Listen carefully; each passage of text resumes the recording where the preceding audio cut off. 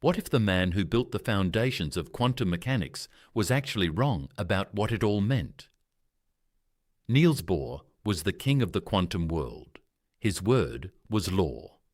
But Richard Feynman, decades younger and far less interested in worshipping legends, looked at Bohr's grand interpretation and quietly said, "I don't think anyone really understands this. Not even you." That moment, that quiet rebellion, cracked open the deepest question in modern physics. Because if Bohr was wrong, then everything we believe about reality at the smallest scale might be built on a beautiful illusion. And Feynman thought he saw through it. Stay with me, because what these two men disagreed about isn't just physics. It's the nature of reality itself. Let's go back to where it all began. In the 1920s, Niels Bohr stood at the center of a revolution. Quantum mechanics was new, terrifying, and wildly successful. Electrons didn't behave like little planets.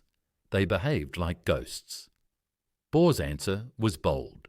He said we shouldn't even ask what an electron is doing when nobody's looking. According to Bohr, the electron has no definite position, no definite path, no definite reality, until a measurement is made. This became the famous Copenhagen interpretation. And for nearly 40 years, it ruled physics like a religion. Bohr argued that the act of observation shapes reality. Without a measurement, the particle exists in a fuzzy cloud of possibilities. Ask the wrong question, and nature simply refuses to answer. It sounds mystical, but it worked. The mathematics matched experiment after experiment. Atomic clocks, lasers, semiconductors, all of it built on Bohr's foundation.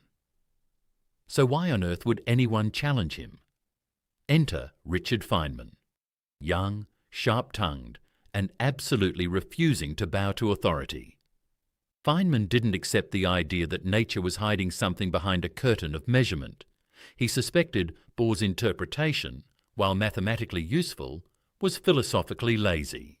And here's where it gets interesting. Feynman didn't reject quantum mechanics. He embraced it. But he reframed it completely. Instead of saying the electron has no path until measured, Feynman said something extraordinary. The electron takes every possible path at the same time. Every single one. Through the wall, around the moon, backwards through time, all of them.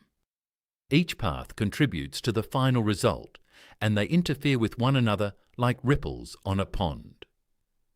This is the famous sum over histories, or path integral formulation. And here's the twist most people miss. Feynman wasn't being poetic, he was being literal. The mathematics only works if every possible path is real in some sense. Bohr's universe was silent until you looked. Feynman's universe was screaming with possibility every nanosecond, whether you were watching or not. Think about that for a moment. Two of the greatest minds of the 20th century looked at the same equations and saw two completely different realities. So who was right? This is where the tension becomes electric.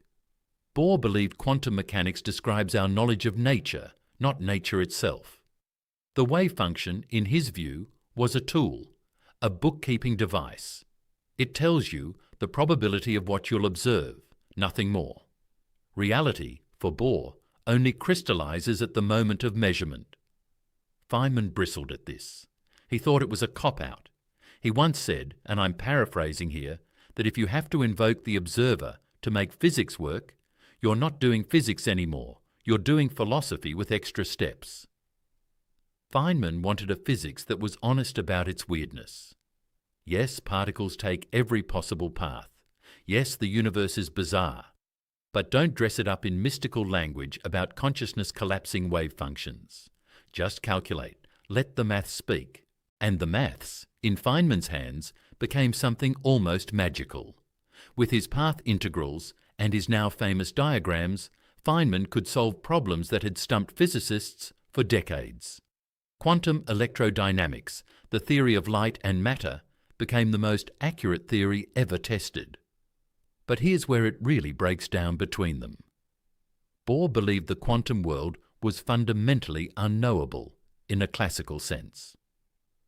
There were hard limits on what we could ever say about reality.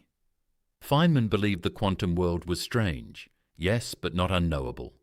We just had to stop forcing it into our outdated mental categories. One man drew a line and said, "Beyond this, silence." The other walked straight across the line and started calculating. There's a famous moment from the Pocono Conference in 1948. Feynman, just 30 years old, stood up to present his radical new approach. Bohr, the legend, pushed back hard. Bohr thought Feynman was violating sacred principles of quantum mechanics, particularly the uncertainty principle. The young Feynman walked away frustrated, convinced the old guard simply couldn't see what he was seeing. But here's where it gets really strange. History mostly sided with Feynman's mathematics. His path integrals are now the standard tool in modern theoretical physics. Quantum field theory, the standard model, even our best calculations of the early universe, they all rely on Feynman's vision of every possible history happening at once. And yet Bohr's philosophical shadow still lingers. Most physics textbooks still teach the Copenhagen interpretation as if it's settled. Most students still hear that the observer creates reality. So who actually won?